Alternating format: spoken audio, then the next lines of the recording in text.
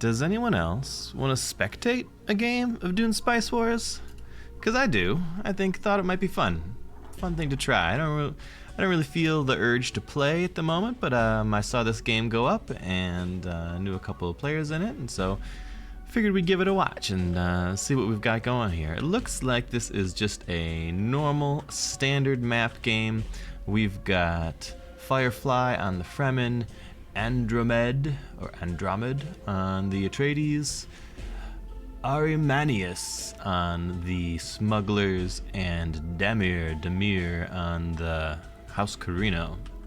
We're joining a little bit in progress here. We're on sort of day 16 of the first month. So let's see what we got. We've got I gotta say, I've been playing, the other maps, and so looking at a normal map feels weird to me. Like, is this small? Is this the way it's supposed to be? We've got the Fremen pretty close to the center, just one nice to have region off of it. So, and even with the our Polar Sinks village here being sort of on the north part of the whole region, I would expect that to be a very Fremen village. Not that the Fremen particularly like the Polar Sink, because they can't build the water extractors, but the 1,000 hegemony won't go to waste.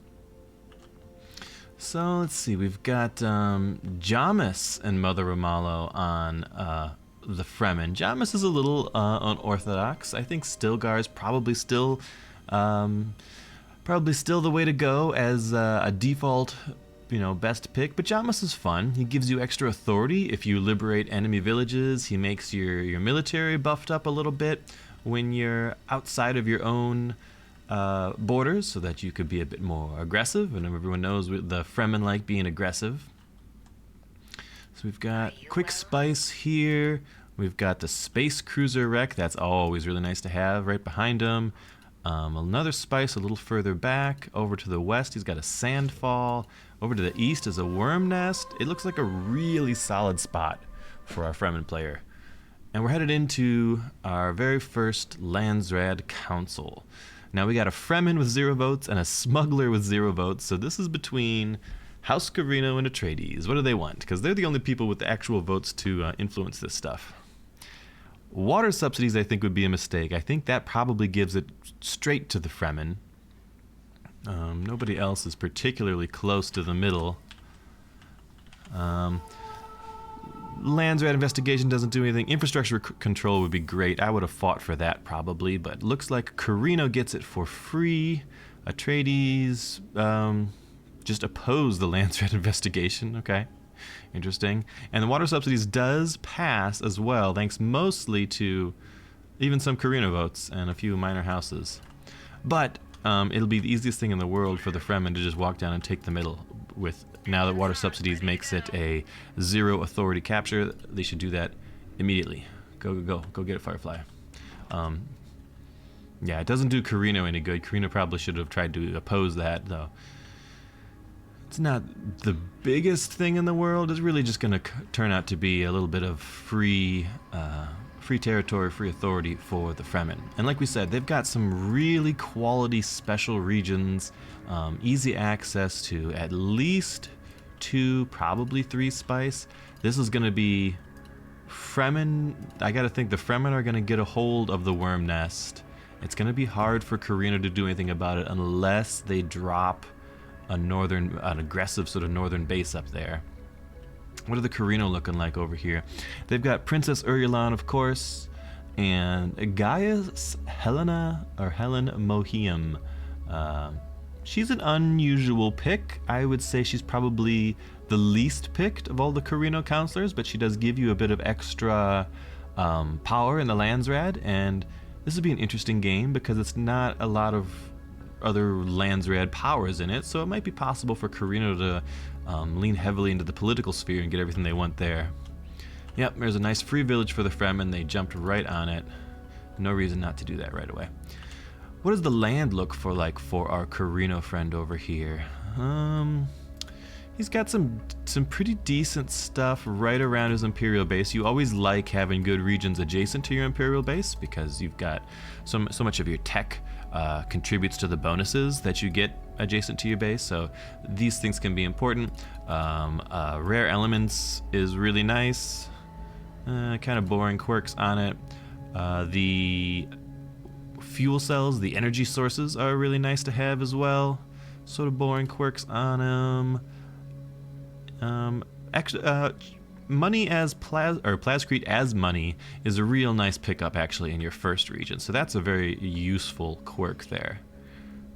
Can we jump over to, yeah, so he's getting, right off the bat he can invest in double Plascrete factories here, and he gets a nice little rebate on them, so it doesn't cost too much, and that'll help for his early building. I like that a bit. He's got extra Plascrete below him. He's got the Crescent Ridge, which is not a particularly exciting special region, but it's fine. And then there's a 2 spice down below him, a 3 spice right in front of him. He should be able to get that. So I would guess at least 3 spice for him. Otherwise, a bunch of not particularly exciting territory. Even this one, this Imperial Basin, which I would sort of expect to be kind of Carino, this is going to get contested, I imagine, by the Fremen. And might be hard for Carino to get their clutches on. Fremen are sitting on potentially a whole bunch of special regions. They got a very favorable map spawn here. If I were Carino, where would I drop my second base? So dropping your second base is always really important for figuring out, your future expansion. Your base is saying the territory around this is mine, kind of thing. So what do they need? They probably need... It would be really nice to drop a base right here-ish. I guess the terrain just doesn't quite work. You could kind of drop one here. This is a region that doesn't have any extra particularly valuable quirks or resources in it, so you could drop a base right here. That does secure the Imperial Basin for you, but otherwise doesn't secure a lot of critical resources. Yeah, and then you don't want to drop it, you can't drop it on the basin because I believe you can't drop it on special regions. You wouldn't want to drop it here because that would wipe out the spice. You could drop it way down here, but that's sort of getting aggressive into Atreides territory, and it's not really securing you anything critical. Hard to say. Maybe you do look to drop it up to the north here, and then that gives you extra fighting power to try to get into the valuable worm nest here. The worm nest, of course, gives you an extra 25% spice in the region, and it is a spice field, so very lucrative to control the worm nest. This is, the Fremen are already there, so this is going to be by default Fremen territory, but it's a little distance away from their base, so it's conceivable that if Carino wanted to, they could probably contest it a bit, but sort of a long walk through the desert to get to the village, so it might be tough to fight on. We shall see. Yeah, I don't know where they're going to drop their base. I'll be interested to see it. Dropping down south, I don't know if that makes much sense. The best place to do it maybe is being real aggro against the Fremen.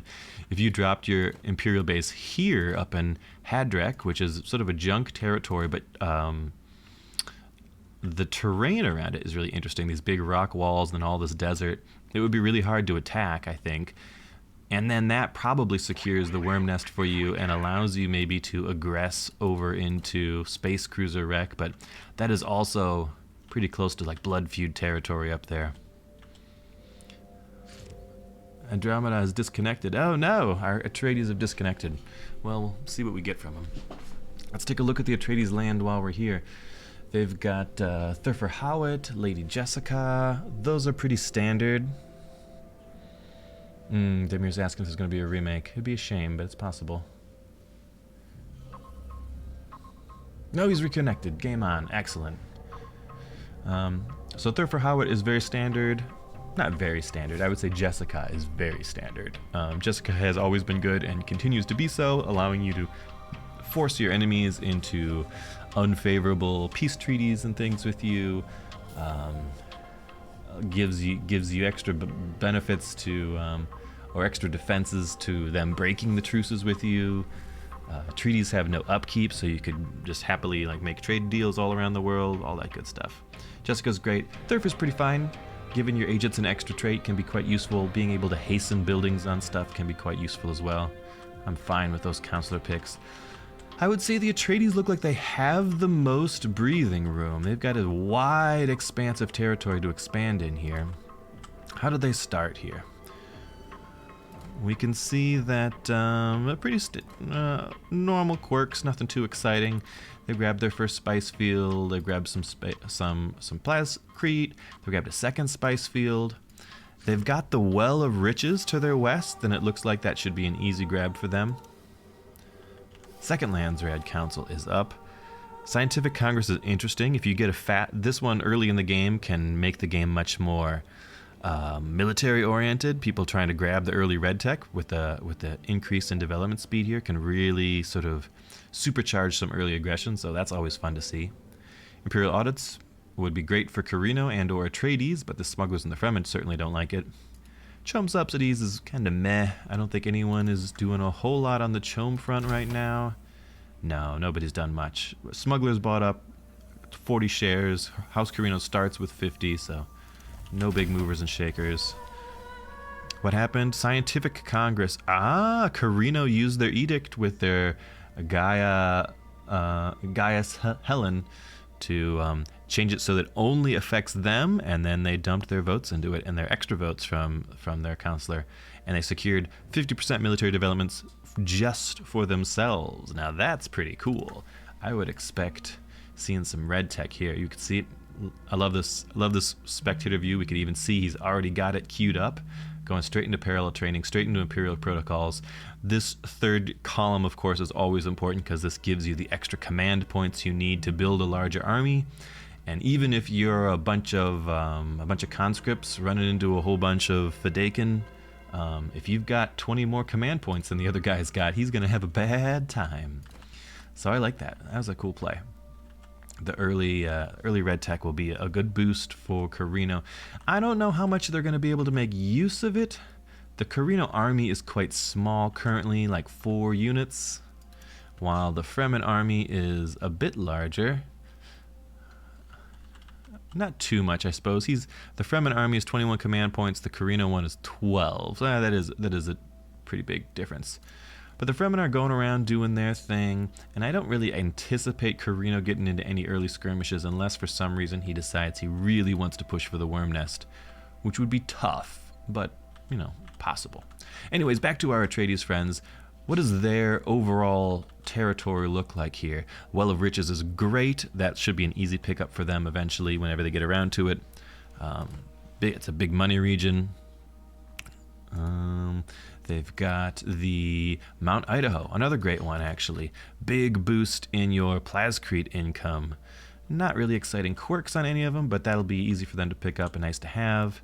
There's abandoned Imperial Station. There's energy sources. There's more energy sources. There's more energy sources. There's more. Oh my goodness. At least 4 energy sources within the Atreides lands. That's pretty funny.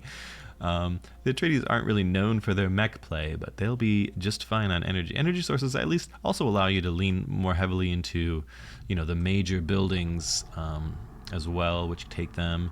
Maybe invest in some nukes. Who knows? 1 spice, 2 spice, 3 spice, easy. There's a spice to the far east, might be contested with Carino. There's a spice to the north, might be contested. That's probably more of a smuggler spice there, but it's also not completely out of the realm of Atreides being able to contest it. Likewise, to the northwest of the Atreides, another spice, also probably a smuggler spice, but could be contested. This is an interesting little chunk of villages here too. You see how these 3 villages with all the rocky ground are right next to each other? So what you can do with these is sometimes we talk about making like a bunker or a citadel here. So if you can get a hold of a couple of these villages, you plop down your missile turrets sort of right on the border regions, and then those missile turrets help you fight and help you defend all of the other villages. We can see the smugglers already coming in to lay claim to this. That's probably a good idea. If the Atreides got their hands on all 3 of these, it would be impossible for the smugglers to break through, or really, really difficult, right? You've got a missile turret here and here and here, then anyone attacking any of these villages takes triple missile turret fire, and it makes it really, really tough nut to crack.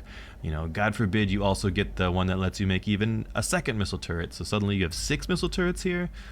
no one would ever get through it. It's a really, really great defense. So you always kind of like to keep an eye out for any of these regions where the villages are very close together, and you could build missile turrets with overlapping fire, because those become really strong defensive options.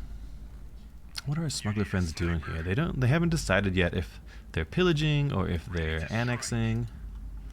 The Atreides are headed down south, grabbing stuff. Let's take a look at our smugglers overall. So some interesting options for the Atreides.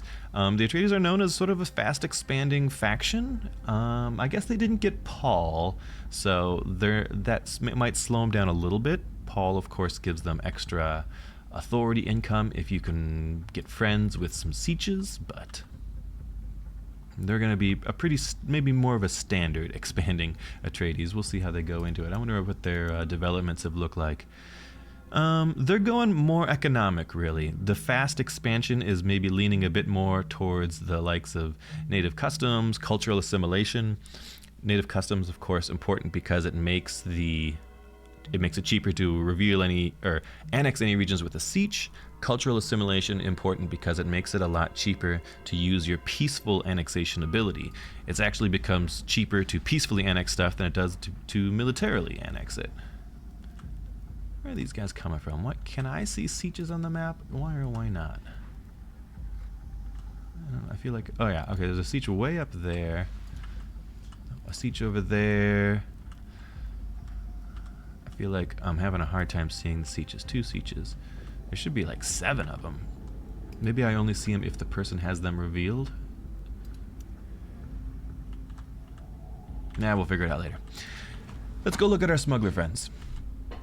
The smuggler's doing a lot of land grab here, actually. So they've got Staben Tuik, who gives you an extra underworld headquarters slot, always reliable. And he's gone with Lingar Boot, who gives you a little extra water. Lingar has fallen a bit out of favor, I think. Especially the water network, the water cellar extensions were a lot more popular in the past when they were a bit more lucrative, but they've fallen off a tad since they had been nerfed from their original glorious money printing days. But he's still fine. There's no problems with Lingar. We see the smugglers marching around. They've taken a little more smugglers tend to be a slower expanding faction than most, but this is an aggressive land grabbing smuggler. He's got 1, 2, 3, 4, 5 regions to his name. He's picked up the Great Volcano back there, so he'll be just fine on fuel cells. He did annex down here, so he's got his second spice silo or spice income set up. A third Landsraad, but not a particularly exciting one. Bene Gesserits, everybody loves the Bene Gesserit agent.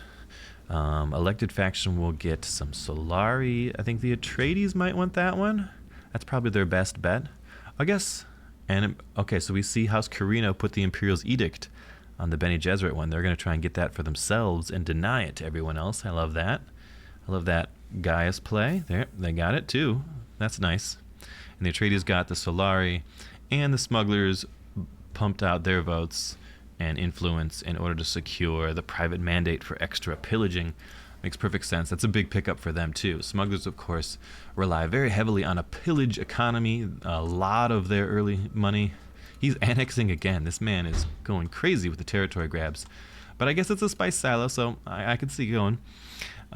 These pillages are now making twice as much money for him. That's a big benefit to the early economy of the smugglers, who make a lot of their early wealth out of just pillaging villages. So getting 100% there is a very nice boon to have. So far, people getting mostly what they want. We're seeing some slow and steady expansion around the Imperials. I feel like maybe Carino's in the worst spot. I feel like maybe the Fremen are in the best. Is there anything else interesting around our smuggler friends? To the north, there's the Acid Lakes. They should be able to get that easy enough. And above that is another spice field. And I think the placement of this village is favored, probably for smugglers, just that it's sort of closer to them. It would be kind of a reach for the Fremen to hold it. I wouldn't be surprised if the Fremen sent a donkey over there and started harvesting spice, and then maybe later the smugglers kick them out. We'll see. They have grabbed Sandfall there, so we're seeing a some fast expansion. I like the play from Firefly here on the smugglers. He's grabbing he's grabbing critical territory on his borders. I bet he looks like a villain. What is our faction summaries at? He's at 8K, so yeah, he's 2,000 hegemony ahead of everyone else currently. Smugglers are buying up more chome, and nobody else has invested at all. So we could see the smugglers chasing that elusive economic victory. The Fremen obviously will be chasing a hegemony victory, which is every Fremen game ever. Carino is going to be hard-pressed to do hegemony because I don't think they've got a lot of good options for special regions. Unless they just clash heads hard and come out winning against the Fremen. But they do, of course, have some strong political options. Gaius Helen's not going to help them securing offices, but she has helped them get a couple of nice picks of other stuff early on. The Atreides also have a decent shot at hegemony just by the amount of regions and land that they can capture. They've got at least 1 special, 2 special, 3 specials just in the bag they'll get for sure, which is about right. That's about what you'd expect for any faction. Getting a 4th or more special region after that might be tricky and would require some conflict. They could maybe grab the middle, but that's tough because the village is spawned so far away from them. They could maybe push to the east, and if they're bullying Carino, maybe they could grab the Crescent Ridge. If they want to go and bully the smugglers, maybe they could possibly grab the Volcano, but none of those seem easy options. So they're going to scoop up a lot of land, but a lot of it's going to be the normal standard regions. And of course, the reason we always talk about special regions is if you take a standard region, it's worth 600 hegemony. If you take a special region, it's worth 600 plus 1,000 hegemony. And the special regions allow you as well to build your craft workshops from the valuable trinkets in order to get sort of a ticking daily hegemony, which is very important for moving towards that sort of hedge win in the late game. I think the smugglers are pretty well set as chasing their economic victory options too. They're up 9%, which is not particularly impressive. Month 3, actually. I would say they're going rather slowly even. But I wouldn't. So what I want the smugglers to do is not really to grab any more territory. And they're doing it. They're being good. They're going around and they're pillaging everything they get their hands on. So what I want the smugglers to do is to put more emphasis on pillaging, especially in this wonderful window where they're getting 100% benefit from it. Definitely try and get themselves like a loot drone in there, a scavenging drone. If you get up to this industrial scavenging, it makes your scavenging drones non-mechanical units consume less Solari upkeep, so that's just straight more money. And then scavenging drones themselves generate more money for everything you kill. So money, money, money. But we see the very aggressive Fremen getting down here, doing some pillaging. Oh, are we going to have a conflict here? The Fremen are headed west. This is a Fremen-favored conflict, but not too much. With some good micro, the smugglers could win this fight for sure. The infiltrators are nice counters to snipers, but they also just die to a stiff wind. If you're able to pick off the infiltrators, then your snipers are able to really blow away everything else. And there's the scavenging drone that I wanted him to get. Very good, very good. It's like he's listening. Good job, Armanius. That's a fun name to say. So the Fremen have decided that they'd pull back and keep it chill. They were also walking through the acid lakes there, so they're all a little bit injured. Maybe didn't want to commit to a fight. But he has gone and just straight up annexed that far west spice field. So Fremen on 1, 2, 3, 4 plus spice fields. So good spice income for them as well. And I imagine we're going to be pretty chill for a while because I don't see a lot of the smugglers are running to try and stop this from being liberated, and it's going to be a little bit tight, but they should be okay. I don't see a lot of regions on the map right now that look like they'll be hotly contested to me. I think players have plenty of time still to sort of peacefully expand and pillage before they're really straining their borders at one another. Another Landsraad coming up straight into month 4. No, wait, month 3. 320. So we're getting close to month 4. Tax negotiations for an elected faction. I expect we see our Carino friends mess with that one. Trial of the Great Houses to lower Landsraad standing. We can see we got 300 standing on Carino, 295 on the Atreides, so they're pretty close in political power currently. No one's gotten to the triple blue yet. Atreides sitting on the most influence currently. So we do have the Imperial Edict changing tax negotiations to everyone and then securing it so every faction gets cheaper Solari upkeep. Okay. We did not have all factions lose Landsraad standing. The smugglers heavily oppose that since they are right at the 200 level. So if they had lost 30, they would sink in to the pits, down to the low Landsraad standing, which is not fun to be in. That gives you a couple of malices you don't like to have. And we have military investigations passed by virtue of the minor houses saying all factions have slower military tech developments. Has anyone chased their military tech? Yep, okay. So Fremen have gone very fast into their military tech. Atreides have ignored it almost entirely. Just the looting parts for the smugglers, and of course we expect the Carino to have the military tech that they want because they grab that early 50%. So well, a little bit of... Okay, so we did see the forward base drop here in order to help secure the Imperial Basin. That's interesting. I didn't think they had a lot of options of where to put that base, but that's a fairly conservative drop there. It's not going to be in any danger. It's going to help defend this middle front line from any sort of aggression. So, you know, Imperial Basin is locked down for Carino. And why do I say that? Because, you know, if the Fremen wanted to try to take the Imperial Basin, which they certainly do, an extra special region would be very good, but it's going to be under fire because there's this great big circle around this Imperial base that it's shooting missiles at.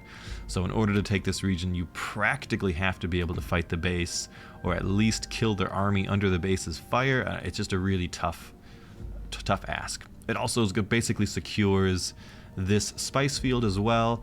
This base is probably outside of this missile range, but it's close enough that you could kind of dance underneath it and have that protection. So, like I said, a fairly conservative base drop that helps to solidify the Carino front line, but it's not giving them access to anything incredible, right? So the Imperial Basin here gives you extra manpower, 100% more on your recruitment office production, which is, you know, fine, but getting +3 manpower is really not that big of a difference. You know, it's not going to shift any scales really.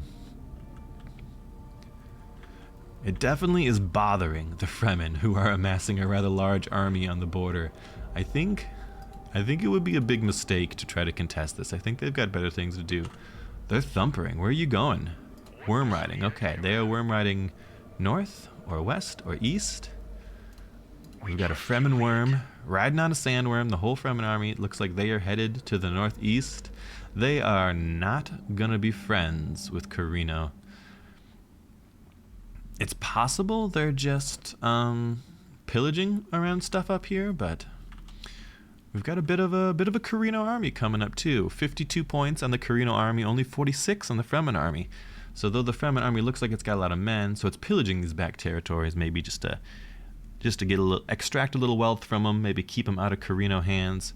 Carino, meanwhile, is pillaging the Siege here. I like that a lot. So, of course, fighting the Sieges denies the Fremen the ability to use them as places to rally from, denies the Fremen the ability, a couple of other things that it sort of prevents the Fremen from being able to do. The Fremen, of course, in these days now can rebuild sieges, but also just by being able to pillage is a big authority and Solari boost for Carino. So expect them to thrive from that. That'll help their expansion a little bit as well.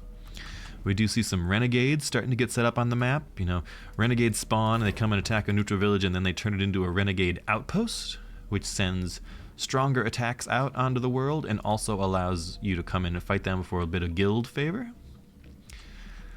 I'd say the Atreides have been pretty chill so far. Just relatively passively expanding here. I would have liked to see maybe them rushing for some faster expansion. Yeah, here's why I don't love this. I would almost always recommend keeping Arrakis maxed out with agents, right? Your agents on Arrakis are a potent way to get extra authority income. I would say more authority income is a significantly more useful than the likes of more manpower income that someone in the Spacing Guild gets you. And getting 2 agents in the Spacing Guild for like level 2 options for your missions. What's a level 2 mission? EMP bomb? Who cares? You get access to supply drops with just 1 guy on them. Yeah, definitely keep your agents on Arrakis for sure. Although even the Fremen don't have them either. Neither does the smugglers.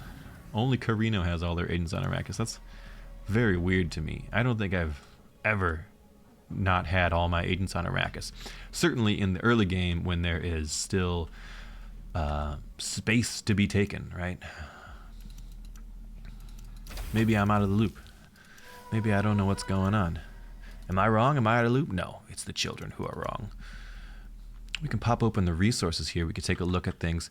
We see a really nice Solari income via our Carino, pulling in 300 a day without even really working hard at it. I wonder if we look at our spice here. Okay, so Carino is hard selling, which is a little unusual because the chom rate is not bad. I think that's probably a mistake. Carino, I don't think you need that income. You're sitting on a hefty bank of 7.5k, a hefty bank on the smugglers, 7.8k. They are also making a lot. They're selling quite a bit too, but the rate's pretty bad right now. So if you don't need to be selling, you ought to be stockpiling when the rate is bad and selling when the rate is good. The rate, of course, fluctuates. Where is it? Base exchange rate. Okay, so right now it's a 1.9. It's going to become a 1.8. So the rate's going to get even worse next time in 1 day or so.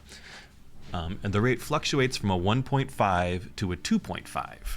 So if it's 2.0, it's average. If it's above that, it's good. And right now we're below that. We're at 1.9, so it's kind of bad. So you don't want to be selling into the bad rate if you can avoid it. But sometimes you just need that money, or you just forget. We see House Atreides accepted a trade from the Fremen here.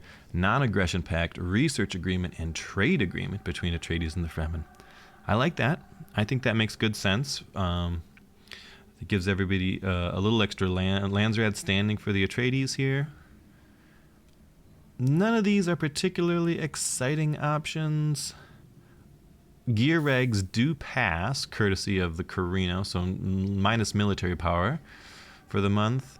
Landsraad investigation doesn't matter, and the Atreides, after taking a deal with the Fremen, go ahead and stab them in the back by putting controlled markets on them, which is wise, because I think the Fremen are probably making the most spice right now. Not even. The Atreides are making the most spice. I guess they went into that early econ tech, and they've grabbed 3 spice fields, though the Fremen are on 4 plus spice fields here. They only have sort of 1 guy in each of these harvesting teams doing what he can. Meanwhile, the Atreides harvesters are juiced up with 4 guys each, and he's put a lot of extra effort into his spice economy here. You can see he's pulling out 182 a day, whereas the Fremen are only pulling out 92 a day, almost twice the efficiency of getting spice out, despite having fewer spice fields. I like that a lot. Okay, so we've got some economic play from our Atreides friend. And again, we could see he went straight into the foreman. Picking this up early is nice, so you can see it says, after successfully paying the imperial tax, every harvester with a full crew gains a plus 15% gather rate permanently. It just can happen 3 times, but so each tax is like, what, 20, 25 days, something like that. 20 plus, so maybe it's 25. So it takes like 60-ish days to ramp up, but then you getting plus 45% on your harvesters that are fully crewed. And he's got at least 2 fully crewed. This one's just coming online down here. So we'll see a nice spice income. I think, let's see our chom market. 14% on the smugglers, but going into, halfway through month 4, that's a bit slow. I'm sort of surprised the Atreides aren't buying up. What are they doing with their money? They don't have any money. They're making a lot of spice. Maybe they've only just come into making so much spice. Okay, now they're starting to make money. They must have just opened up the faucet to sell. They've got a slightly better rate than everybody else, thanks to some imperial satisfaction. So every time they pay their taxes, they get a bonus to their chom rate. The smugglers don't get that. The smugglers get what, like influence or something? What do the smugglers get? I wonder if it tells me somewhere. I don't pay enough smugglers to have this. I don't play enough smugglers to have this at the top of my mind. Yes. Excuse me. +1 influence every time they pay their spice taxes. Carino gets +2% Solari production every time they pay their spice taxes, which is okay. And then, of course, our Fremen get influence, I believe, right? I'm not crazy here. What was I just looking at? Fremen get 1% authority production each time, which is not a lot, but I suppose it's fine. So we're still moving along. Not much excitement now. Fremen are really just marching around and pillaging. Smugglers are really just marching around and pillaging. Atreides are working on getting their economy juiced out. They're spending all their manpower on harvester guys. A tiny, tiny little army on the Atreides who are about to be eaten by a worm. Ooh, it got some of them. Ooh, it got a lot of them. Got 21 or so of their army. That's painful. I imagine they are probably constrained a bit on manpower. Yeah, they're pretty low. They're starting to rebuild. Manpower is pretty equal across the board, which tells me that nobody's particularly invested into any sort of war soon. Carino's actually sitting maxed out, and they have the largest army in the game, so maybe a bit too much manpower for Carino.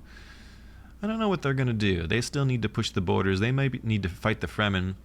Fremen are the first ones that have gotten up to 65 command points, though they're only using 40 of it at the moment. They're a bit low too. I wonder if they got worm-struck or something.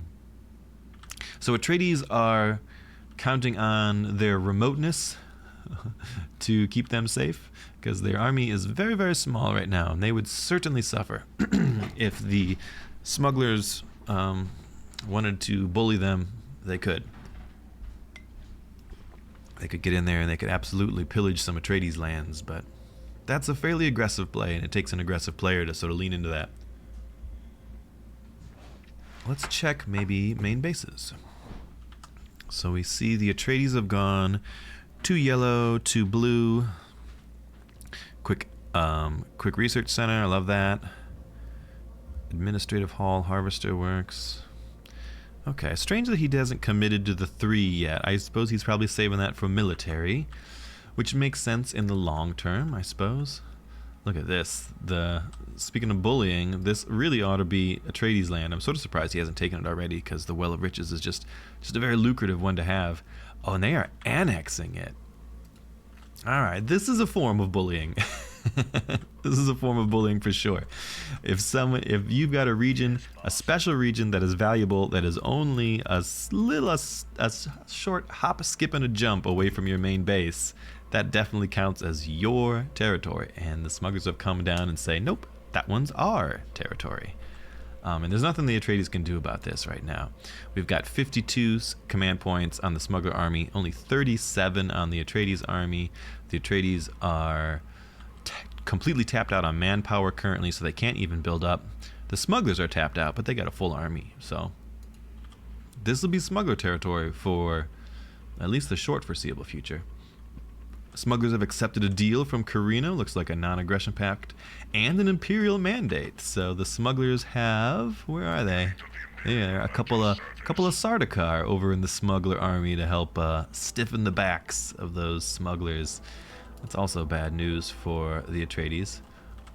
But we have aggression on the front lines. The Fremen, just out of boredom, I think, came over here and are attempting to liberate.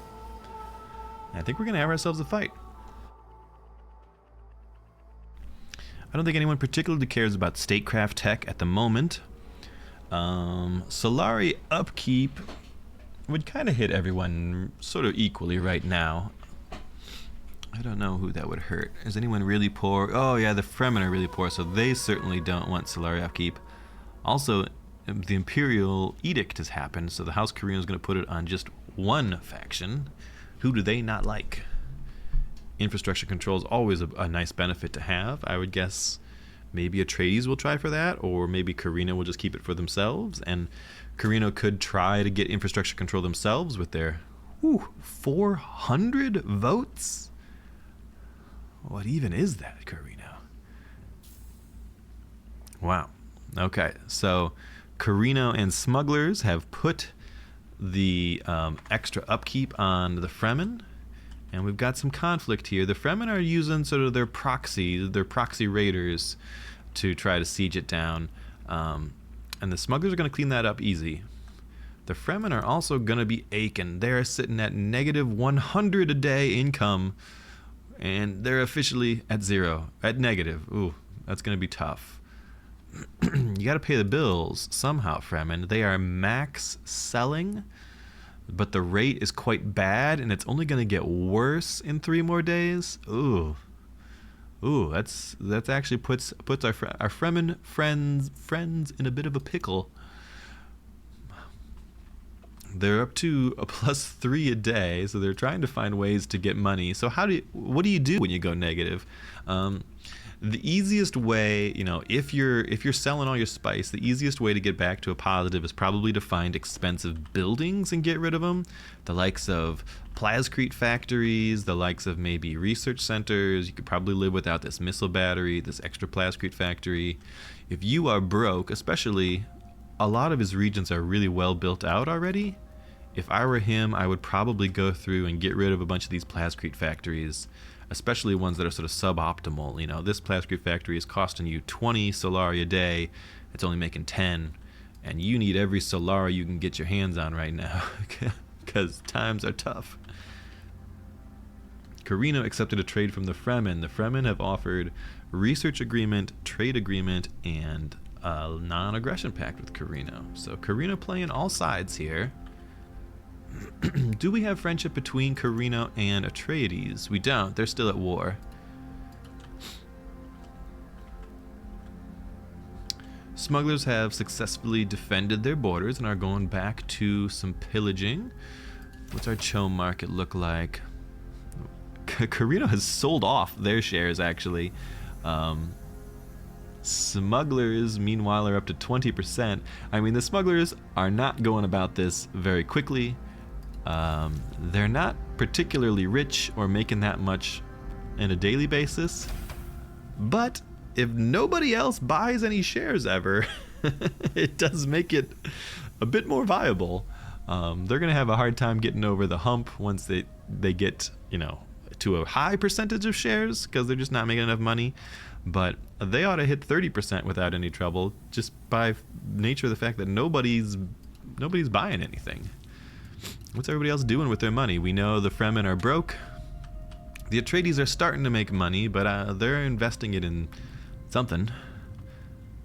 Carino's been sitting on some money. I'm not sure what they're doing with theirs either. They're sort of slowly expanding still. So they did do the far land grab down south. This one was probably an expensive one for them. I don't think it'll tell us what they had to pay to annex it, but it would have been a lot, because that is some distance away from their main base, which would have made it a very authority expensive grab. But it does lock down Spicefield number 3 for them, which would be very useful.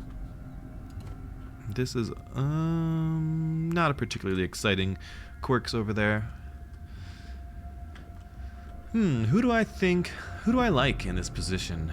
I think I like the smugglers right now. If we look at faction summary, everyone's pretty close, hegemony-wise. Smugglers have a huge lead in Chom shares, like we said, although Atreides just started buying a couple. We're getting really good Landsraad gains on Atreides and Carino, so the good news is if you have 2 people that are contesting things politically, that buys a lot more space for everybody else in the lobby, because those two people will kind of check each other or trade important offices between each other. And another thing we haven't seen in the Landsraad, we ought to get a water sellers vote next Landsraad in 6 days, but we haven't seen people upvote these. And what I mean is, if you spend some of your influence, you increase the charter priority, making that charter, once it goes over 50, then that will come up for vote next round in the Landsraad. And if you're playing politically, you want these charters on board as quick as possible. Charters give you a bunch of benefits. They make you eligible for other stuff. If you have the voting power, you absolutely want to be using that to secure charters for yourself, because that pushes you closer and closer towards that sort of dangerous win con of being able to grab the governorship. Even if you don't actually even try to grab the governorship, it forces all of your opponents to react to you. Maybe they don't need to come kill you, which is not what you would want, but they do need to start investing in influence. They do need to pay attention to the Landsraad and doing other things. So if you're playing politically, make sure you are getting some of these charters online earlier. By month, 5, I feel like it's already a little late only to be starting with water sellers. I mean, in month 5, you could be a water seller. In month 6, maybe you could be the eye of the council. In month 7, maybe you could be the judge. It takes time to get these political offices online. So starting earlier rather than later is a good thing. Atreides just hang back, just chilling, just doing their thing. Smugglers pillaging, a lot of pillaging from the Fremen, though they've also grabbed this other central region here, giving them a very quick access to fighting over this spice field with the smugglers, which we know they like doing earlier.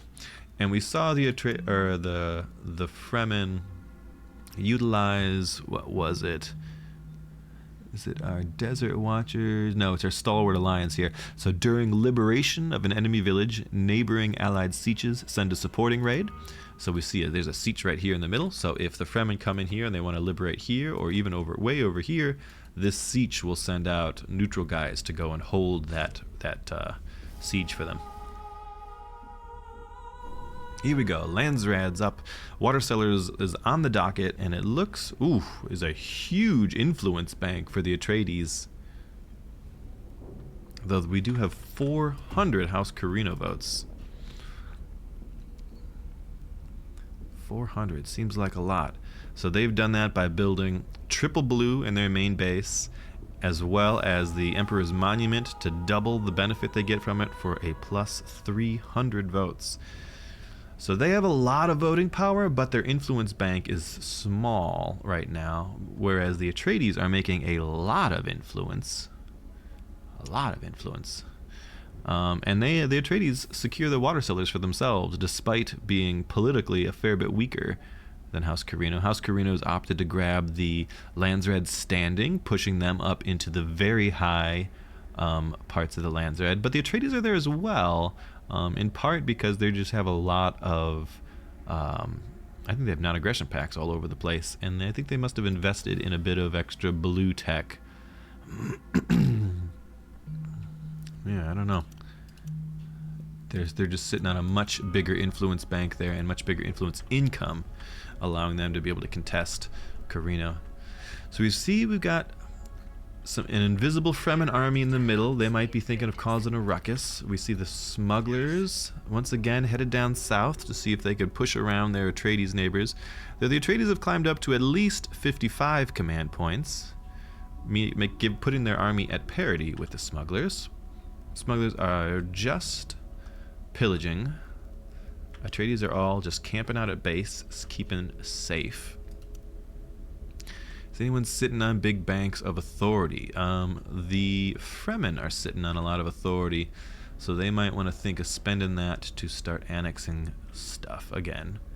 They're all sitting in the middle, or not all of them, there's only a couple of them sitting in the middle. Where else are their guys going? Did they lose guys? They're at 49. No, there ought to be more. Oh, here they are. They're over in the east. Are they going to annex this? Because they're very near to their cap of resources here. I wouldn't be surprised if they just said, hey, this is now Fremen territory. Keeps their worm nest a bit safer from Carino influence. This will probably make Carino grumpy if they annex it. No, they've opted for a pillage. Alright, fair enough. Fair enough. We've got an Atreides army on the move, headed to the east. They might be going to annex some eastern territory here. Both of these are good options. Some rare minerals for extra money. Some energy sources in the Moondew Valley region.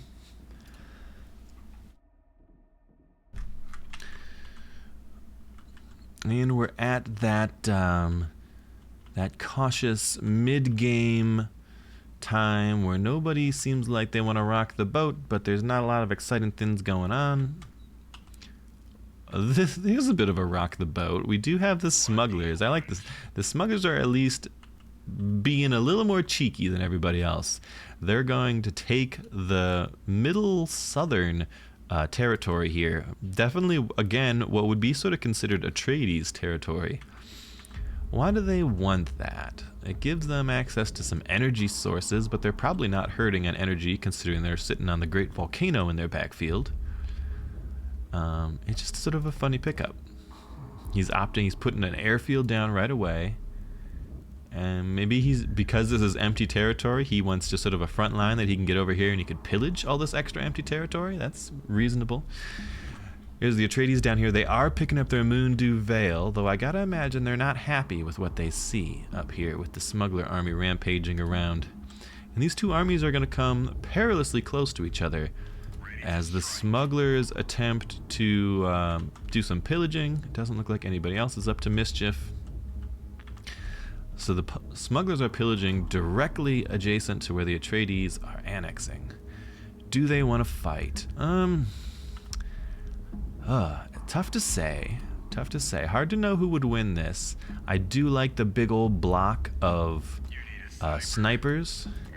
I don't love the extra heavy weapon squads. I like to lean more into the ranger squads as Atreides. And the Atreides are not going to fight that. They're backing off. They don't want any trouble. Giving the smugglers all the more pillaging, everything they want. The Fremen still desperately poor. They've got 1,000 in the bank, losing 60 a day though. Everybody else is making decent money a day. Okay, so the Fremen are hard stockpiling right now, which is fine. The rate's bad. It's going to get slightly better. I'll say the rates have been quite low all game long, so I'm not too surprised to see people very poor. Resource-wise, Fremen are totally capped out on authority. I would like to see them spend that, but I suppose they're putting a more of an emphasis on pillaging all of this back terrain in order to just keep their economy running. The Carino armies over here climbing up to 65 CP, but just stomping on some rebels and things around the place. Oh, maybe they're annexing down here? I'd like to see that happen. Get the Crescent Ridge under their control would make a lot of sense. And then that would be what I would consider probably the core Carino territory. Are they still hurting on authority? I guess Carino's almost always hurting on authority. Yep, they did start the annex on it. And they spent their whole authority bank, but really nobody's leaning into the authority generation too much. You know, it's kind of, Carino's normally not a big authority generator. They're making +8, +7 on the smugglers, +7 on the Atreides, +10 on the Fremen. Atreides are back to sitting at their base. They don't want a ruckus. This is unfortunate. The smugglers are a bit out of position. Meanwhile, their very front lines are getting sieged down by raiders. Did they get their airfield up there? They did. So they ought to be able to use this airfield to fly over there and get it in time. So they'll be okay. Fremen just back there doing some raiding. We'll have a Landsraad in just a second, and then after that I think we'll take a look at people's tech paths. What's up in the Landsraad? You see, nobody voted up any charters, so we don't have any more charters in play. I would have liked to see Carino maybe a little more aggressive on that. Though again, the Atreides, even with very few votes, their influence gain is so large, and their influence bank is apparently large enough to hold it as well, allowing them to really contest Carino on this, despite Carino investing very heavily into the 400 votes. I don't think they're going to get a ton of value out of it, thanks to the Atreides sort of cock-blocking them here everywhere they can. Landsraad witnesses don't matter, nobody's battling. Chom contracts would be nice to have. It looks like Carino's going to try and get that themselves. Trial of the Great Houses. Carino would love to probably stick that on Atreides or someone else. It won't matter too much. The Atreides are already at 430. That's basically as high as you get. Anything above 400 is gravy, so even if they lost 30, it's no big deal. And Carino did put a lot of votes to try to put that stink on the Atreides. It does go on them, but they come out smelling like roses regardless. And they also managed to secure the Chom shares for themselves. What did Atreides do? Did Atreides use their votes on anything? Apparently not. All right, the world goes on. The smugglers clean up their rebellions. The Fremen are marching around pillaging. The Carino finish grabbing some of their critical territory.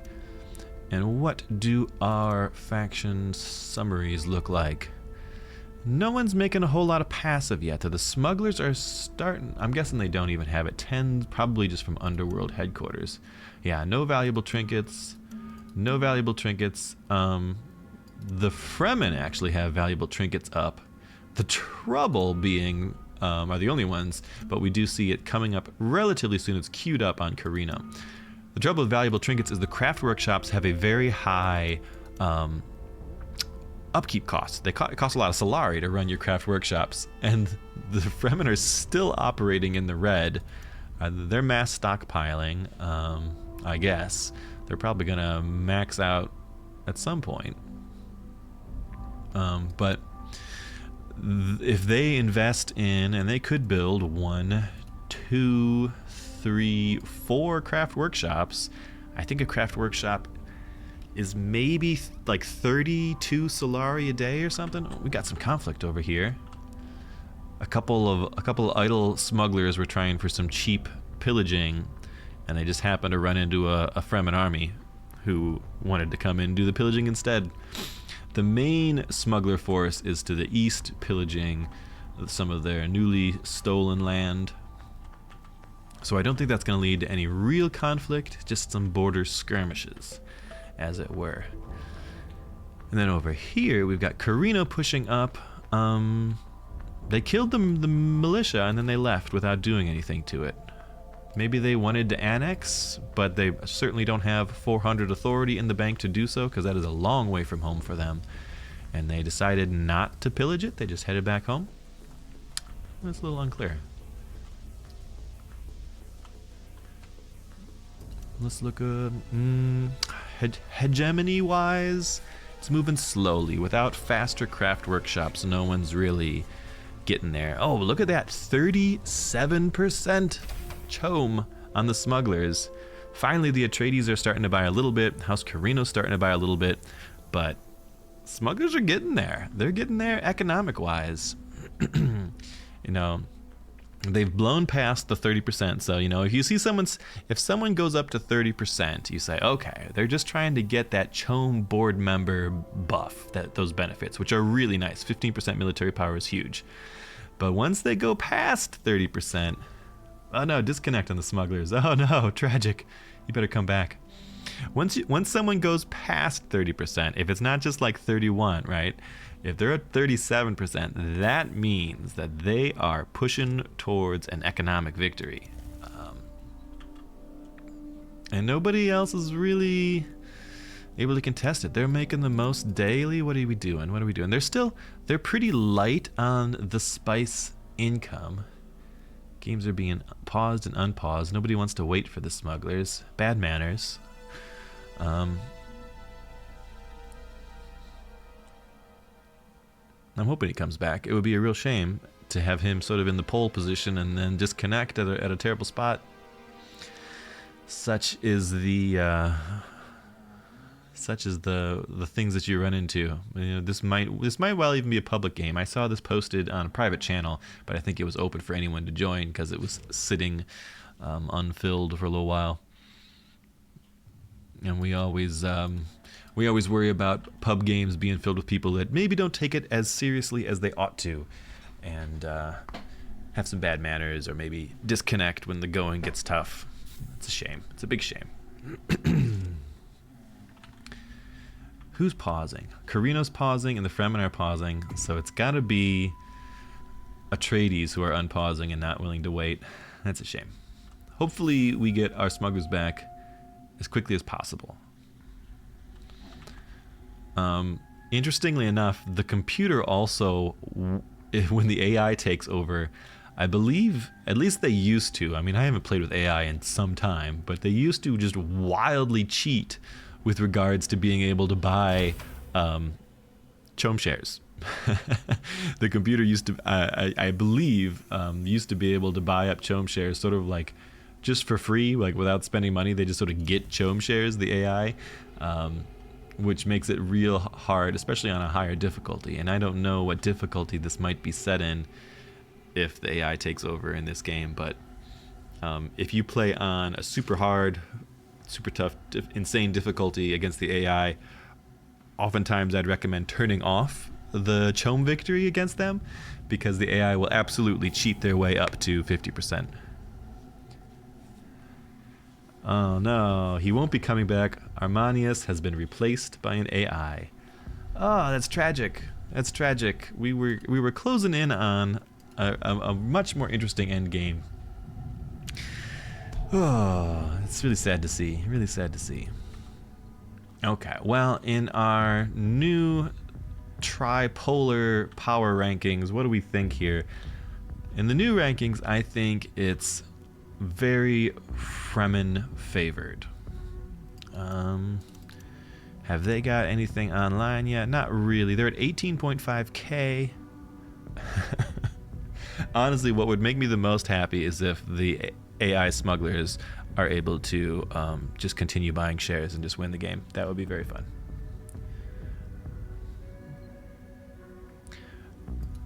Yeah, I mean, so we're in the end of month 6. I certainly would have liked craft shops up a long time ago. If you had any sort of designs on winning on hegemony, and nobody's there yet. Valuable trinkets starting to get researched. 8 more days for Carino. Smugglers aren't even doing it. Atreides are nowhere near it. The Fremen have it, but not enough money to make it happen. Although there is some big money being made now. Chom market. Okay, the smugglers have 520. Let's keep an eye on it. Let's see if the AI buys shares. Because the AI is making a lot of income right now. At least comparatively. 600 a day, whereas Carino's making 300, only 100 on Atreides, only 40 on the Fremen. The Atreides are still making a huge, making as much spice as any other 2 people put together, but they're having a hard time converting that into actual money. I think the rates have just been quite bad. Judge of the Council comes up, probably just by sheer happenstance. I don't know that anyone's really juiced it along, but and astonishingly again, Carino with their 400 base votes only have 300 influence and are going to lose out to the Atreides, capped out at plus 750 influence. Good God, there's so much influence coming in for them. Gear eggs looks like the Carino's gonna make gear eggs affect everybody. The Fremen are happy to jump on that, use some of their overflowing authority to make this a Fremen descent, to cause some rebellions all over the place. Judge of the Council is the Atreides, and nobody actually votes for gear eggs. Only the AI smugglers oppose it, and that's enough to stop it from happening. We see Carino moving out to the southeast. Again, I don't know what they're planning to do here. This is still too expensive for them to annex. It's possible that they're just fighting it to farm some XP. Maybe they've decided that they would rather just come in here and pillage it to keep it out of the Atreides' hands. I think they're just farming XP. Interesting. You don't see a lot of that in other factions. That's more. I was always more of an Atreides thing to go and fight neutrals to farm for XP, because the Atreides benefit a lot from XP, and the Atreides don't have the ability to pillage stuff. I guess Carino's kind of bored, and they want to just farm some XP for their army. Who do they have as a hero here? They've got Aram Sham, who makes, super buffs up your Sardaukar. It's a heavy Aram Sham or heavy Sardaukar and incinerators. It's an interesting comp. I think you still want to mix a couple conscripts in, and I'll tell you why. I guess he didn't get them, but you can do this conscript swordsman, give 1 armor to non-conscripts at short range. So if you mix a conscript swordsman in, he can give extra armor to your Sardaukar. If you mixed conscript riflemen in, likewise, they can also give armor to non-conscript units at short range. Now, these guys might not be adjacent to your Sardaukar, but they might be closer to your incinerators to buff them up. And incinerators do good damage, but a lot of the benefit that they provide is the debuff of the burned, and the burned debuff doesn't stack with more incinerators. 2 incinerators, I think, is the maximum stacking speed if they're both attacking the same target, but I don't know, it's not a bad choice. Incinerators actually trade very well into Fremen if you're planning on fighting Fremen armies, because Fremen armies tend to be, and this is true of this one, tend to be very heavy on the melee troops. The melee. I've always called it melee in my brain, and that sometimes creeps over. I know it's melee with the French, but I'm gonna call it whatever I want, because this is my video. I can use whatever words and say them however I want to. The melee troops suffer a lot against the likes of incinerators, because I wonder if we got the wide nozzle. Exotic compounds and terrifying mask. Okay, so there's the wide nozzle, which lowers their attack range but increases the angle. So this makes your incinerators do a much wider AoE around them, but like not quite as far away. That's also very good. And the smugglers are up to 40% chom.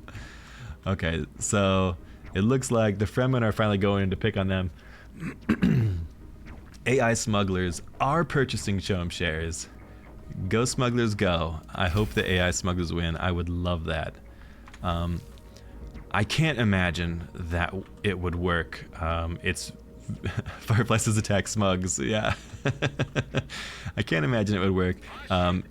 The AI is pretty incompetent at using military. You can see his guys are strung all out. This guy is walking for nowhere. These guys, there's a couple of flying units just sort of sitting over there, AFK. I don't even know if he has an extra army. Nope, his army's mostly dead. He's making a bunch of wreckers. It's pretty easy to roll over the AI if you have any sort of military, opportunity to do so. And I would expect the Fremen ought to be able to do that without too much trouble. If they want to, they can liberate this, probably even just siege down the base and blow it up. That's a win. If the smugglers are actually killed, that's certainly a win for the Fremen, because it'll open up all this territory for them to be expanding forward in. And likewise, I guess they must have spent some of it, but I was gonna say that they were capped. They're not capped anymore. They've spent some of it. They've done some annexing, maybe over here. They are liberating in the back. They are marching up to the front. Now, the question is, do they want to annex this one? If you annex this one, then this is now, and they could probably do it because they're pretty close in resources. Just another 4 or 5 days and they'll have enough authority to do so. I suspect that's what they're waiting on. You annex the base adjacent to the enemy's main base, and that gives you a... Ooh, they're taking some bad hits. You annex the base adjacent to the enemy's main base, and that gives you a forward place that you could heal from, but ooh, you gotta spread out. So what you want to do in this scenario, if you're fighting the baddies, the baddies' main base, the main base almost always targets the units that's closest to it. So if you're fighting under the missile fire, you really need to like micro grab one of your melee units and like run him to go attack the base, or at least go stand by it. Then the missiles from the base shoot that one unit in the front and not the stack of all of your units, because those missiles do AoE damage. They do a whole bunch of everything that they hit if they're hitting a big stack of units. So you definitely, whenever you're fighting around a main base, you want to be really, really aware of the, what the main base missile is shooting at, and try to keep that unit sequestered or set off by itself, separate from your main army, just so that you're not giving it all this extra free damage from hitting stuff that is stacked up on top of each other. Smugglers are up to 43% though. AI just cheating their way on through. God, I would really love it if the AI did it. It would be the funniest video ever. And I would award that win to Aramanius, though he was disconnected and didn't come back. If the AI wins from the position that you put it in, that still counts. Eye of the Council up on the Landsraad. We are coming near the end of month 7.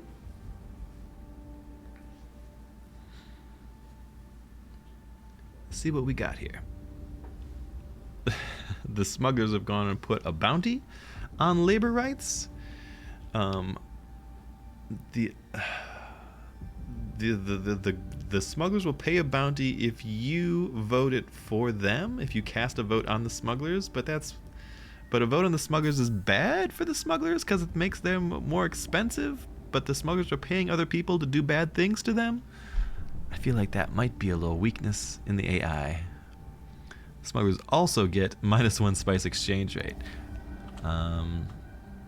42% chome on the smugglers. I don't know if I don't think they would have sold any shares. I'm guessing that it just got sort of diluted by maybe more shares coming on the market.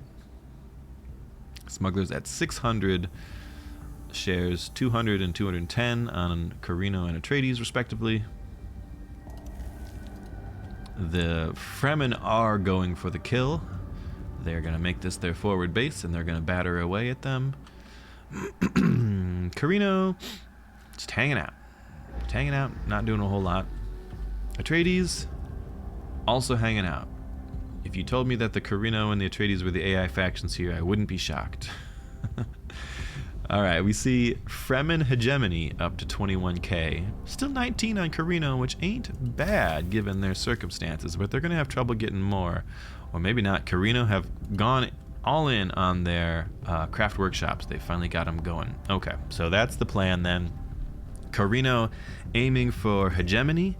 We've got 2 craft workshops, 2 propaganda offices. Oh, okay, so the propaganda offices use up... Pardon me, I got a frog in the throat. The propaganda offices use up your authority to boost your resource production, including your craft workshop production. So giving up your authority is basically saying, I'm not going to have enough to go annex any other territory in the game, but we're going all in on just having these craft workshops print out hegemony for us here. There's 1 craft workshop, 1 propaganda office there, 1 there. Does he really only have access to those 2 specials? Oof, that hurts. It's still going to be tough. It's going to be tough to climb up. If he had 1 or 2 more specials, he would be in a really good spot. We see the Fremen just warring their way through, burning down, annexing, liberating in this case. Though liberating's good for them because they're liberating a village via Jamis, pays them out authority that they can then use to annex other villages. There's some minor daily gain on the Fremen. They're making 29 a day, which is not too bad, but it's going to fall well behind the 59 a day of Carino. If If Carino could just get their hands on one more special region, that worm nest up there would be really nice, but again, by them committing to these propaganda offices, spending their authority, they're going to have a real hard time annexing anything else. They're sitting on a good bank now, actually. They're almost maxed out, 400, so they could grab one more region, and then it's going to be a long time before this measly +5 fills up enough for them to grab another region. Carino could, so this little empty region above them is only 164. The worm nest above that's only 298. They could grab both of those. That's what I would like to see. While the Fremen are busy, smugglers up to 44%. I love it. And there's not, the siege on the base has not happened yet. Fremen are sort of busy liberating things. Atreides going to finally grab a little bit of smuggler land. They should have been doing that faster. What I want to have happen is I want this Carino army to march up north, or even, I mean, you could contest the mid, but the Fremen will be able to deal with that more easily. I want them to march up north. I want them to annex this Ashdod, no problem, that's easily theirs. I want them to march up even further and annex this worm nest here. They've got the authority to do both those things. If you annex the worm nest, it is nicely sort of distant from the rest of the Fremen land, so they'll have trouble reinforcing it. There's no sieges around there or anything. They can always worm in, of course, but you know, if you have this forward base here already grabbed, you could have an airfield here, and you could just fly in reinforcements as well, and it'd be a fairly equal fight. Also, if you have the ability, I wonder how much can the Carino see here. What do I do? Shared vision? I don't want to combine the vision of every player. Disable the fog of war altogether. How do I get to only their vision? Oh, follow this player's camera, maybe? Okay, yeah. So they can't see what's happening, but they could. I mean, if you look at the map, you could say, oh, you know, the Fremen are liberating over here in the far west. What better time to attack the far east than when their army's way over there? It's a long walk and a couple worm rides for the Fremen to get all the way over to the east to defend this. And if you take this, it's both an economic boon, it's a hit to a lot of the Fremen's hegemony, and it's a boost to your own hegemony and hegemony production capabilities. And I think that would be totally reasonable for them to take and or hold on to there. But they're mostly just sitting down here. They have farmed everybody up to full max level XP with their attacks down on this village. That's interesting, at least. So they'll be able to fight. 45% on the smugglers. That's very funny. Nobody's attacking their base yet. Smugglers are still buying up. I'm telling you, even if you crush the smuggler economy, I think it's a cheating AI that's going to just keep buying shares. 20 shares for sale. Smugglers are up to 660, so they bought 60 shares since the last time we looked at this. I don't know, folks. I feel like the Fremen kind of messing around up in the north here is throwing away some opportunity. I think it's wasting a lot of time. If I were them, right after I took Nunras here, I would have just been, you know, declaring war in the main base and trying to burn it down as quickly as I could. Another Landsraad coming up. Let's see what it has for us. Moving into an endgame here, I would expect things to move. Oh, we've got a governorship vote up for the Atreides, really. Oh, I guess Carino has Eye of the Counselor, so they're potentially governor as well. Okay. A governor win would make me very happy. Atreides can easily secure this for themselves. Everybody else can't stop this. Atreides have 950, 550, 6, 7. Yeah, I mean, without being able to make the smugglers, land sales as well. So this would be, if land sales passes, that would be if the smugglers were a real player, it would be an easy win. It does not pass. And we have architectural surveys on the smugglers. They're in big trouble. They're probably going to get killed. But we do have governorship on the Atreides, and they might be able to protect it. They're making 31 influence a day. Oh my goodness. 31 a day. It's going to take 20 days for the next council to come up. That's going to make them 620 at least. Do they have any house gifts laying around? Not that I see. So there'll be at least 720 votes, if not more. Carino's only going to be at maybe 600, maybe 200 for Fremen. It's going to be very close of whether they're going to be able to vote the Atreides out or not. Now the Fremen are in a bad spot. They're not close enough on hegemony to push their way to victory before the Dune governorship happens. They need to get their army on top of this smuggler base to kill it. Oh, we've got a frontline Carino. Is Carino coming to help? They are. They're flying. Make sure you get all your army. You left some behind. Make sure everybody goes. Carino are coming to assist with the base snipe. And honestly, they shouldn't. I don't know if this is the best play for Carino here even. I think maybe you gamble on the smugglers not being able to finish out their shares. This is going to cost some Carino lives, I think. The Fremen are not even helping, right? Carino's doing their dirty work. If Carino doesn't come up here, you force the Fremen to come do it. Carino are better base killers than the Fremen are, thanks to their incinerators. We can see that this burned affliction is building up on the base. Your incinerators put this debuff, causing the base to take more damage, 70% more damage, 80% more damage, right? So Carino's, just by that nature, are very good at what they do. And what they do is build up bases. So our dear AI smugglers are definitely dead before they're going to get to their 50%. But how are they going to stop the Atreides? The Atreides weirdly are just sitting here when they really ought to be blowing up this Wraith who's kind of burning down some of their men. 22 days on governorship. Okay, so how do you stop governorship? Easiest way is to go blow up their base. Always strongly recommended, but they're busy blowing up. Boom. Smugglers are dead, courtesy of Carino and the Fremen. Again, that's good for the Fremen, who are up to 25k, but there's not a lot of, great territory for them to annex. And by great territory, I mean, a nice special region. If the smugglers wanted to take the Great Volcano, they can't do that for 8 days, and it would take 270 of their authority. They're doing pretty well at plus 12 a day now, though. I don't know, there's some opportunity for the Fremen maybe to leap ahead. If they took this, that would be plus 1.6, putting them at almost 27. I think the governorship is going to happen before they could do anything about that. So how else do we stop a governorship? We stop a governorship by either the option coming up to remove everyone from their charters. For some reason, the name of that's escaping me.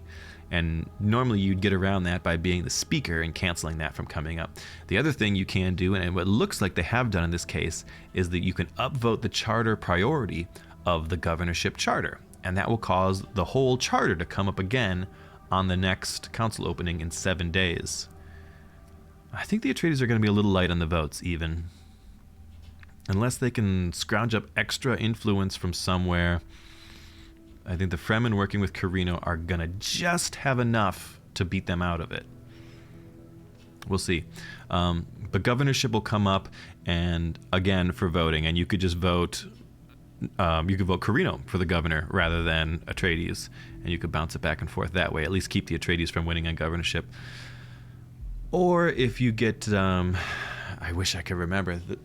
loss of rights, I think it is the thing that makes everyone lose all their charters. That would be a nail in the coffin of a political victory. And it may be that loss of rights comes up at the same time that governorship comes up, and that's worst case scenario for Atreides, because then they have to figure out which one they're going to vote for, and if either one of those things passes the wrong way for them, they'll lose. We've got some battling on the front lines. Atreides and Fremen are fighting, but it looks like the Fremen are taking an Atreides village, and Atreides are kind of fighting for it. Some sloppy engagements here. I think this is Fremen favored. The Atreides army looks way too small to me right now. They need to run away. They're gonna get wiped out without doing anything. Okay, better yet, they need to run everybody and load them up into the Kraken, because you're just gonna get run down by Fremen warriors here. The Kraken, of course, works as a troop transport that can hold 10 units, so it's perfect for these sort of opportunities when you need to make a tactical withdrawal. But nope, a bunch of Atreides get chopped up at the hands of Fremen blades. Okay, so the Fremen are now in the driver's seat because I don't think this governorship is going to stand. Now, if the Atreides were also savvy, they would come in here and they would vote up the Speaker of the Council above the governorship's charter. If the Speaker of the Council comes up, then you're not voting on the governorship, and the only thing you have to worry about is the potential loss of rights. But upvoting that, of course, does cost some of your precious influence. Oh no. Did the Fremen just spend a bunch of influence doing something?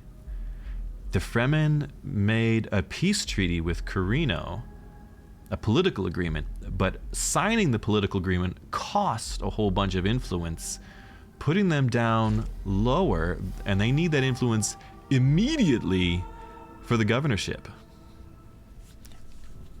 And because they spent that influence, I think the Atreides have enough to keep the governorship. Oh my god. Yeah, so their heart was in the right place. I think it's this thing right here. This just happened, right? Timing wise, yeah, 2 minutes ago. The Fremen accepted a trade from House Carino. Oh, how did this... What? How did they get enough? I thought they didn't have enough. 207 from the minor houses voted along with House Carino. Oh, the minor houses screwed the Atreides. That's unfortunate. That's unfortunate. They deserved that. They were doing all right there. Carino is not going to win the governorship. They don't make enough influence. Right? I guess they're making 12 a day, which is a lot better. They were making less than that before. But 13 and 23 a day is going to be enough to overpower even the Carino vote totals here, I believe. But now we're also... we got a ceasefire here to sort of slow this down, but this is definitely getting liberated via the... Oh, look over here. Look over here. The front line... This is wild. They must have used their whole bank of influence with the Kronos and their little expeditionary force. Oop, disregard that. With the Kronos and their little Carino expeditionary force, they've grabbed the Great Volcano, which is what I was talking about. I think the Fremen should have tried to grab. Instead, the Fremen are picking fights with the Atreides over here. A second ceasefire has gone down, so there's going to be a lot of aggressive glaring at each other in that region. Meanwhile, Carino just behind the Fremen in hegemony, and are going to be able to... Where's my faction summary? There it is. Plus 59 a day, plus 48 a day on the Fremen, so they have cranked up their own.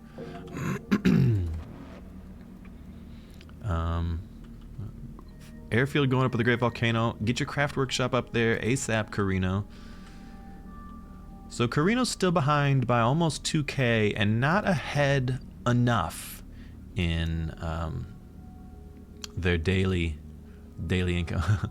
Carino are also all the way down to just 2 authority a day, meaning they will never annex anything else ever again. That's a problem because the Fremen at 11 authority a day can basically annex another region.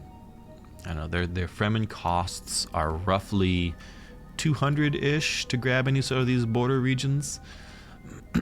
So at 11 a day, every 20 days or so, 25 days, they can grab another region. That's gonna matter. The Atreides are now trying to expand as much as they can. Looks like they're trying to grab a lot of land, but they have not been cooking crafts in their craft workshops since then. Looks like Carino and Atreides snapped up a lot of the Chom market once the smugglers fell, but not enough to be super impactful. 21%, 27%. Carino does synergize really nicely with Chom, given it as a boost to their military thanks to the likes of, what is it? over here, this Chome manipulation. Each 1% of Chome shares grants extra military power, extra chance to detect enemy operations. I don't think anybody's assassinating anybody. Let's see. Nope. Looks like no assassins are gonna be going around. Just good old fisticuffs. Fremen up to 28k. That is definitely danger territory for everybody else who isn't a Fremen. Carino's still being pretty passive. They're sitting back here on their newly little grabbed territory. I'm not sure why they're double building an airfield. I think that might not be necessary.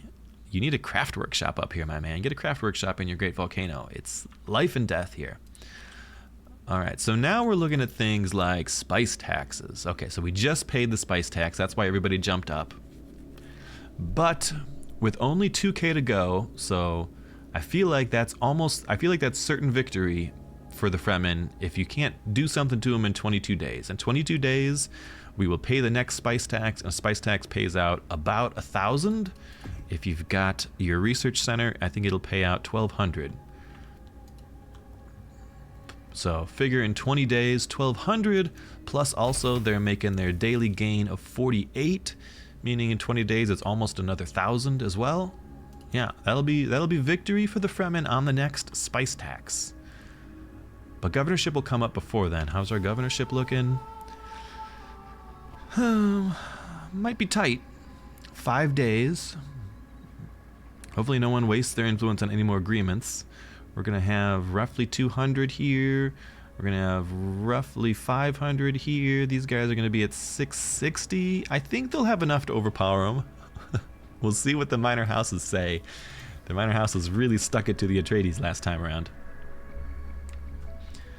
All right, well, we're moving into the end one way or another here. We got an annex going down from the Fremen. That'll be an extra 600 for them. I don't think that really moves the needle in terms of having to wait for the spice tax. If they could annex 2 regions maybe, and maybe they can even. So that annex happened. They're at 28. They are sitting on this one. Ooh, maybe they will be able to beat the spice tax to victory. Where are your resources looking at? 160 here. They need 180. Okay, so if they take this one, it puts them at 29.4, in which case they're only about they're about 12 days or so away from winning on passive gain. We see the Atreides coming in aggressive down south. A critical Landsraad's coming up. I think they're going to be able, so I predict that they're going to be able to chase the Carino off the governorship, and then I think the Fremen are going to be able to defend themselves and win on hegemony. But we shall see. Carino, I would like them to be a little more aggressive. Oh, we got loss of rights is up. Oh, can loss of rights be manipulated via Gaius Helen?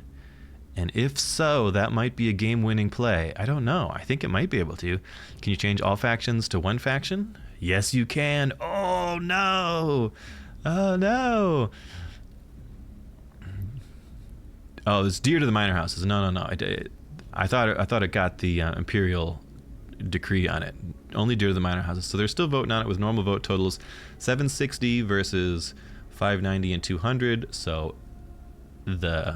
it ought to edge out. It does pass. The minor houses took no pity on Carino. They will not be the Dune governor today. Can the Fremen defend their lands? Carino ought to be fighting. They're being a little passive. They need to be up there trying to kill Fremen or trying to liberate or annex Fremen land.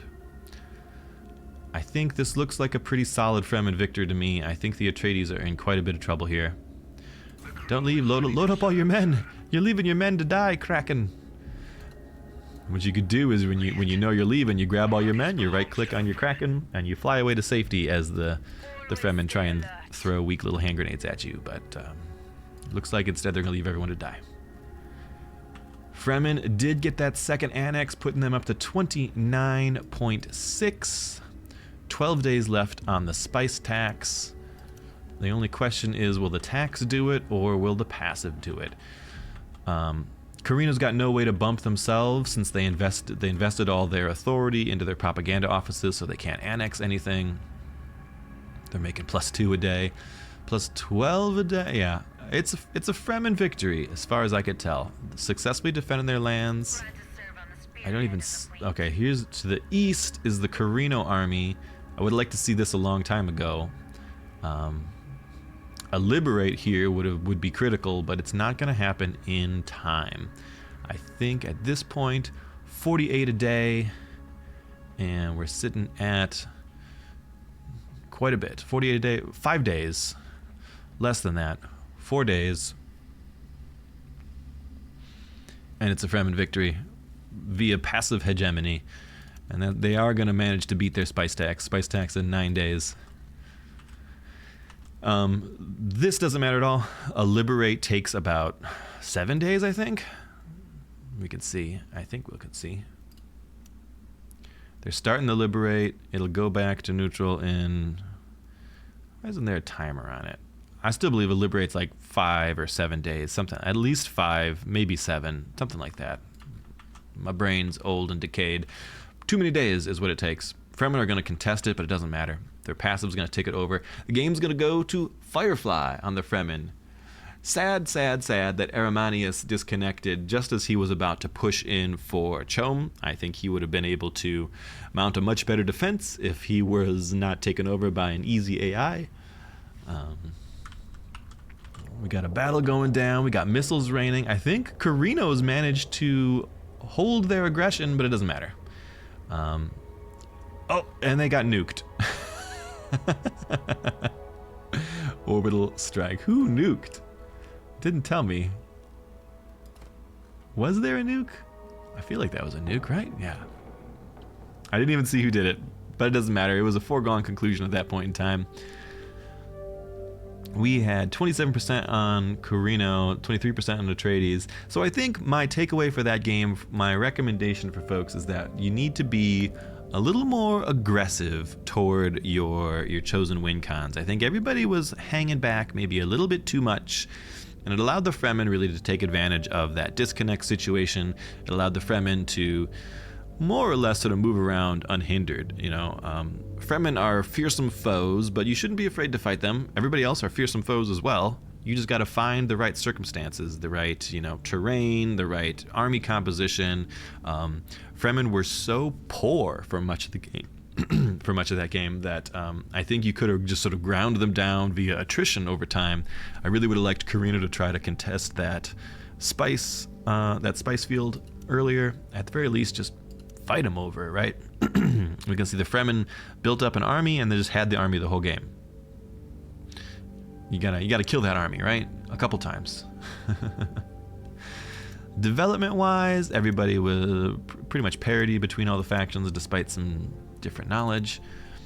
Economic-wise, a bit, Solari stocks. I did like a big save up here. This must have coincided with buying Chom shares from their death. I like that. That's smart play. If you see someone's about to die, you save up your money and then you buy all their Chom shares when they die. That's very wise for sure. But territory-wise, they just kind of let the Fremen ever so slowly get new stuff. We made it about up to month 10, which is about when I would expect a game to end, roughly, maybe even a tad later. But there we go. There's a spectated game of Dune Spice Wars. I know you guys have been very patient, and there'll be more. There'll always be more. Word is they continue to work on the game in the shadows. They don't ever tell us anything. They just randomly drop updates, randomly drop maybe a new DLC. Shai Hulud be praised. Without mentioning it to anyone. They just one day it's there, and the day before it wasn't. So you never know. But thanks for watching, folks. And when I get around to it, we'll give you some more Dune action. Maybe even next time I'll play and show these whippersnappers how it's done. That's it. Thanks for watching.